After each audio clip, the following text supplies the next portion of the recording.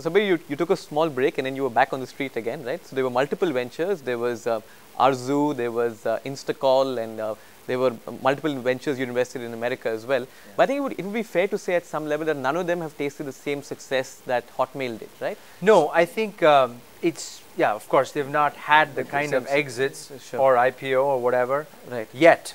Right. But many of them are on a very good track. Okay. And I'm really excited about Jackster SMS. So Sabeer, with multiple ventures after Hotmail, learnings from each venture, learnings for you to propel you to each venture, and is it a silver lining or is there a message somewhere there saying that, hey, one big success doesn't guarantee multiple successes after? Yeah, no, that is, I think this is life. Right. If you only had successes in life, then you wouldn't enjoy them as much. I mean, life is about ups and downs. Right. Right. But the key, I think the key difference between one entrepreneur and the other is that it's okay. You don't get disheartened Right. if your idea fails. Right. You learn from your failures. Right. You learn what not to do. You know, you learn what to do right. You evaluate yourself and you see where did you go wrong. Was it that the idea wasn't good enough? Was the market not ready for the idea? Did I not have enough money for this?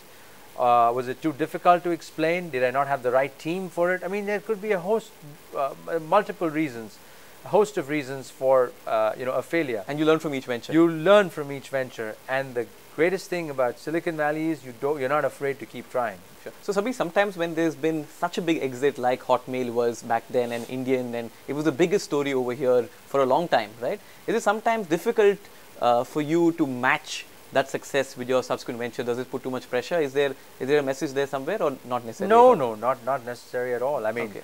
I think that the current one is going to be 10 times the size of Hotmail at least, if Sure. not more. Right. But I still have to prove it. Sure. And but the pressure is not whether, the pressure is just to do fun things. Okay. And to use your brain to solve real world problems. I mean, at the end of the day, entrepreneurship is a little different than just pure business. Sure. It is, I think, a combination of business and real great intellect. And at the heart of any successful company, you solve a problem. Right. The question is how elegantly you solve it and how large a market is it, or for how many people do you solve this problem? Right. Sure. Sabeer, you spoke about failure and you spoke about how Silicon Valley in some ways celebrates failure, right? You think that's the fundamental cardinal shift the Indian startup ecosystem needs at some level? First of all, I will begin with education. Our education system is broken. The whole mechanism of trying to evaluate how well you can cram stuff is irrelevant in today's world. It's how well you use the knowledge that you have and put it to use, not how much you know, because a computer knows much more than you, the internet or Google knows much more than you. So that's the first change that we have to make, obviously, in our way of thinking. It's okay to fail. Sure. You know, we have to learn that. And third is you have to encourage people to take risks, because if you don't take a risk, you can never know what could have been. I mean, there is always an easy path in life where you will be secure.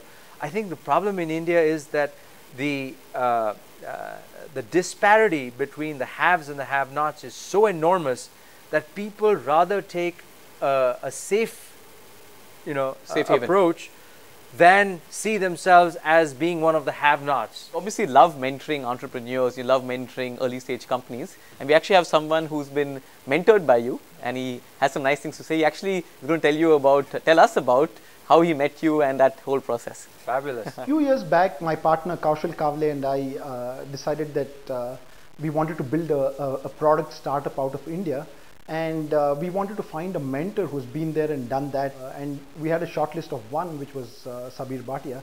And so we didn't know Sabeer from Adam, so we basically cold called him and sent him a number of emails telling him about what we are trying to do and to see if he was interested. But apparently he gets dozens of these kind of emails each day, and so he never responded. But we knew that his parents stay here in Bangalore, and we knew that Sabeer loved golf. And sure enough, we learned that Sabeer was planning to come to Bangalore at a certain point of time, and that he was scheduled to play golf in a golf course close by.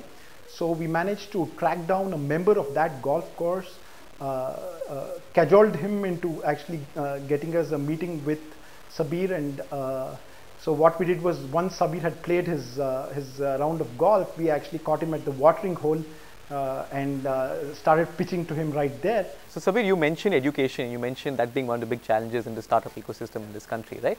What about the angel ecosystem in this country or the VC ecosystem in this country? Lots has changed over the last decade from the Hotmail era to now. I believe it has. Sure, sure. But How much do you know, and what do you see as the big challenges today? I believe it has, but all of this information is only from reading, reading press reports and reading stuff. I haven't been actually physically involved in the VC investment or the angel investment circles in India. Sure. I hope that they are shifting more towards funding some real products, and I hope they do that towards funding not just products for the Indian market, but for for the global marketplace.